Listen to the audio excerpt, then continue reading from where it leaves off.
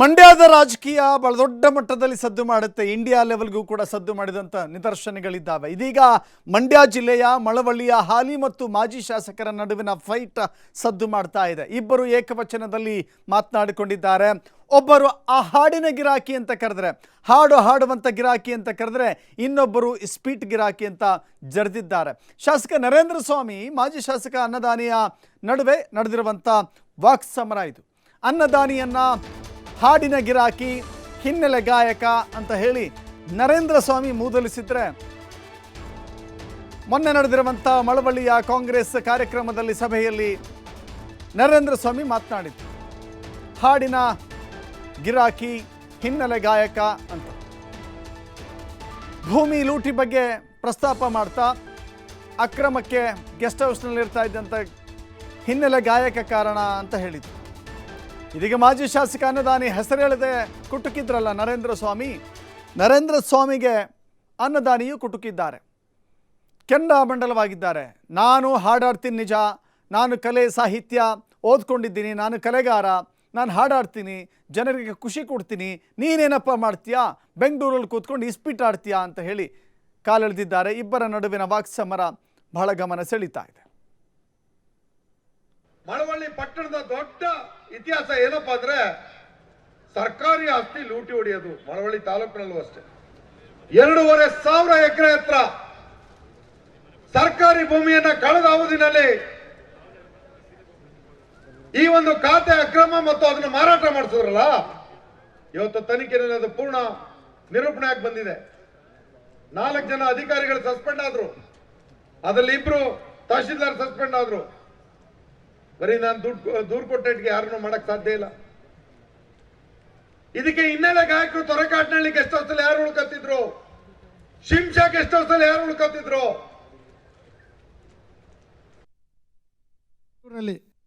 ನೀನು ಇಸ್ಪೀಟ್ ಆಡ್ತೀಯ, ನಾವು ಹಾಡು ಹೇಳ್ತೀವಿ ಅಷ್ಟೇ.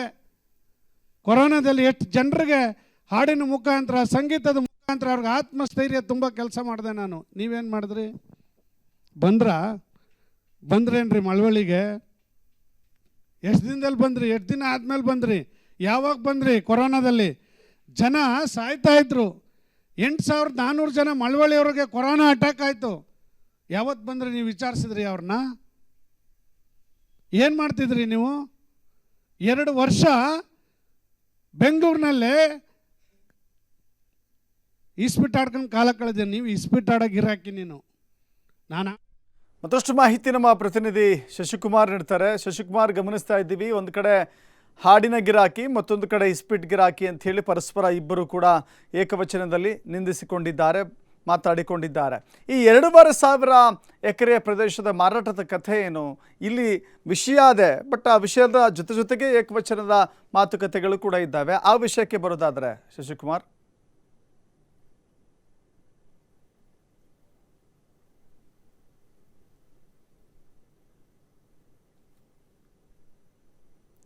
ದಶರಥ್, ಏನು ಮಂಡ್ಯ ರಾಜಕಾರಣವೇ ಒಂದು ರೀತಿ ಡಿಫ್ರೆಂಟ್. ಯಾಕಂತ ಹೇಳಿದ್ರೆ ರಾಜ್ಯ ರಾಜಕಾರಣವೇ ಒಂದು ರೀತಿ ಆದ್ರೆ ಮಂಡ್ಯ ರಾಜಕಾರಣವೇ ಒಂದು ರೀತಿ ಡಿಫ್ರೆಂಟ್ ಆಗಿರ್ತಕ್ಕಂಥದ್ದು. ಅದರಲ್ಲೂ ಕೂಡ ಯಾವುದೇ ಚುನಾವಣೆ ಬಂದಂತ ಸಂದರ್ಭದಲ್ಲಿ ಮಂಡ್ಯದಲ್ಲಿ ರಾಜಕೀಯ ಚಟುವಟಿಕೆಗಳು ಆಗಿಂದಾಗೆ ಗರಿಗೆ ಎದುರ್ಕೊಳ್ತಾ ಇರತಕ್ಕಂಥದ್ದು. ಅದೇ ನಿಟ್ಟಿನಲ್ಲಿ ಇದೀಗ ಏನು ಸ್ಥಳೀಯ ಸಂಸ್ಥೆ ಚುನಾವಣೆಗಳು, ಅದರಲ್ಲೂ ಕೂಡ ಆ ಜಿಲ್ಲಾ ಪಂಚಾಯತಿ ಮತ್ತೆ ತಾಲೂಕು ಪಂಚಾಯತಿ ಚುನಾವಣೆಗಳು ಹತ್ರ ಆಗ್ತಿದ್ದಂತೆ 2 ಪಕ್ಷಗಳು, ಅದರಲ್ಲೂ ಕೂಡ ಬದ್ಧ ವೈರಿಗಳು ಅನ್ಸ್ಕೊಂಡಿರ್ತಕ್ಕಂಥ ಕಾಂಗ್ರೆಸ್ ವರ್ಸಸ್ JDS 2 ಪಕ್ಷಗಳು ಚುನಾವಣೆಗೆ ಸನ್ನದ್ಧರಾಗ್ತಾ ಇರ್ತಕ್ಕಂಥದ್ದು. ಈಗಾಗಲೇ ಹೈಕಮಾಂಡ್ ಮತ್ತೆ ಏನು ರಾಜ್ಯ ನಾಯಕರ ಸೂಚನೆಯಂತೆ ಕಾಂಗ್ರೆಸ್ ಪಕ್ಷ ಈಗಾಗಲೇ ವಿವಿಧ ವಿಧಾನಸಭಾ ಕ್ಷೇತ್ರವಾರು ವಿವಿಧ ಕಡೆ ಪ್ರಚಾರವನ್ನು ಕೂಡ ಶುರು ಮಾಡ್ಕೊಂಡಿರ್ತಕ್ಕಂಥದ್ದು. ಪ್ರಚಾರದ ಜೊತೆಗೆ ಕಾರ್ಯಕರ್ತರು ಮತ್ತೆ ಮುಖಂಡರುಗಳನ್ನ ಹುರಿದುಂಬಿಸುವಂತ ಒಂದು ಕೆಲಸಕ್ಕೂ ಕೂಡ ಕೈ ಹಾಕಿರ್ತಕ್ಕಂಥದ್ದು. ಅದೇ ನಿಟ್ಟಿನಲ್ಲಿ ಮೊನ್ನೆ ಅಷ್ಟೇ ಏನು ಮಳವಳ್ಳಿನಲ್ಲಿ ಒಂದು ಕಾಂಗ್ರೆಸ್ ಕಾರ್ಯಕರ್ತರ ಸಭೆಯನ್ನು ಕೂಡ ಆಯೋಜನೆ ಮಾಡಲಾಗಿತ್ತು. ಆ ಸಭೆಯಲ್ಲಿ ಏನು ಶಾಸಕರಾಗಿರ್ತಕ್ಕಂಥ PM ನರೇಂದ್ರ ಸ್ವಾಮಿ ಅವರು ಮಳವಳ್ಳಿ ಪಟ್ಟಣ ಮತ್ತೆ ತಾಲೂಕಿನಲ್ಲಿ ಸುಮಾರು 2,000 ಎಕರೆಗೂ ಅಧಿಕ ಸರ್ಕಾರಿ ಭೂಮಿಯನ್ನ ಕಳೆದ ಅವಧಿನಲ್ಲಿ ಸಾಕಷ್ಟು ಜನ ಪರಭಾರೆಯನ್ನ ಮಾಡ್ಕೊಂಡಿದ್ರು, ಅಂದ್ರೆ ತಮ್ಮ ಹೆಸರಿಗೆ ಖಾತೆಯನ್ನ ಮಾಡ್ಕೊಂಡಿದ್ರು. ಅದೆಲ್ಲವೂ ಕೂಡ ಸಾಬೀತಾಗಿ ಇದೀಗ 2 ತಹಸೀಲ್ದಾರ್ ಸೇರಿದಂತೆ 4 ಅಧಿಕಾರಿಗಳು ಸಸ್ಪೆಂಡ್ ಆಗಿರ್ತಕ್ಕಂಥದ್ದು. ಆ ಭೂಗಳರ ವಿರುದ್ಧವಾಗಿ ನಾವು ಈಗಾಗಲೇ ಸಮರವನ್ನ ಸಾರ್ತಾ ಇದ್ದೇವೆ. ಅದಕ್ಕೆ ಸಂಬಂಧಪಟ್ಟಂತೆ ಆರೋಪ ಕೂಡ ಸಾಬೀತಾಗಿ ಅಧಿಕಾರಿಗಳ ತಲೆದಂಡ ಕೂಡ ಆಗಿದೆ. ಇದಕ್ಕೆ ಸಂಬಂಧಪಟ್ಟಂತೆ ಇದಕ್ಕೆ ಕಾರಣೀಭೂತರು ಈ ಹಿಂದೆ ಏನು TKಹಳ್ಳಿ ಮತ್ತೆ ಸಿಂಸಾ ಗೆಸ್ಟ್ ಹೌಸ್ ನಲ್ಲಿ ಕೂರ್ತಿದ್ದಂತ ಹಿನ್ನೆಲೆ ಗಾಯಕರು ಮತ್ತೆ ಅವರ ದುಷ್ಟಕೂಟವೇ ಕಾರಣ ಅಂತೇಳಿ ಹೆಸರನ್ನ ಹೇಳದಂತೆ ಮಾಜಿ ಶಾಸಕರಾಗಿರ್ತಕ್ಕಂಥ ಅಂದಾನಿ ಅವ್ರನ್ನ ಕುಟುಕಿದ್ರು.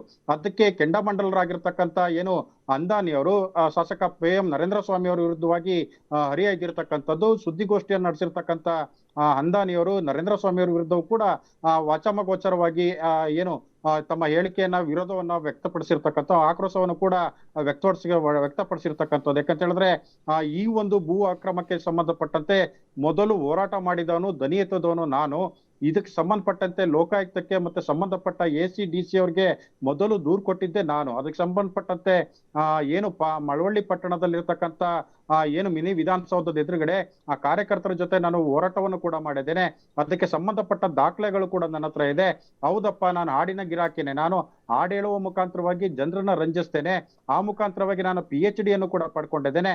ಆದ್ರೆ ನಿನ್ನ ರೀತಿ ನಾನು ಬೆಂಗಳೂರಿನಲ್ಲಿ ಕೂತು ಇಸ್ಪಿಟ್ಟನ್ನ ಹಾಡ್ತಿಲ್ಲ ಅಂತೇಳಿ ಒಂದು ಆಕ್ರೋಶವನ್ನು ಕೂಡ ವ್ಯಕ್ತಪಡಿಸಿರ್ತಕ್ಕಂಥದ್ದು.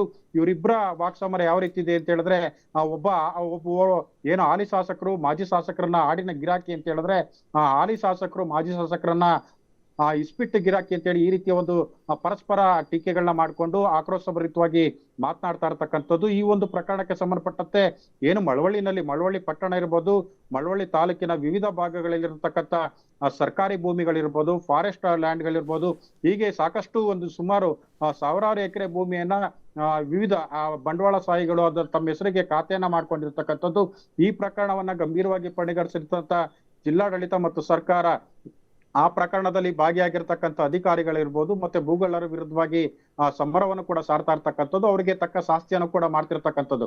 ಇದೀಗ ಚುನಾವಣೆ ಹತ್ರ ಬರ್ತಿದ್ದಂತೆ ಇಬ್ಬರ ಅಂದ್ರೆ ಕಾಂಗ್ರೆಸ್ ಮತ್ತೆ JDS ಕಾರ್ಯಕರ್ತರು ಮತ್ತೆ ಮುಖಂಡರ ವಾಕ್ಸಮರ ಸರ್ವೇ ಸಾಮಾನ್ಯವಾಗಿರ್ತಕ್ಕಂಥದ್ದು. ಆದ್ರೆ ಈ ಬಾರಿ ನಡೆದಿರ್ತಕ್ಕಂಥ ಜಿಲ್ಲಾ ಪಂಚಾಯತಿ ಮತ್ತೆ ತಾಲೂಕ್ ಪಂಚಾಯತಿ ಚುನಾವಣೆಯಲ್ಲಿ ಹಾಲಿ ಮತ್ತು ಮಾಜಿ ಶಾಸಕರ ಟಾಕ್ ಫೈಟ್ ಕೂಡ ಜೋರಾಗಿರ್ತಕ್ಕಂಥದ್ದು. ಇವರಿಬ್ರು ಕೂಡ ವೈಯಕ್ತಿಕವಾಗಿ ಕೂಡ ಏನು ಟೀಕೆ ಟಿಪ್ಪಣಿಯನ್ನ ಮಾಡ್ತಾ ಆ ಕ್ಷೇತ್ರದಲ್ಲಿ ಸಾಕಷ್ಟು ಸದ್ದುವನ್ನು ಕೂಡ ಮಾಡ್ತಿರ್ತಕ್ಕಂಥದ್ದು.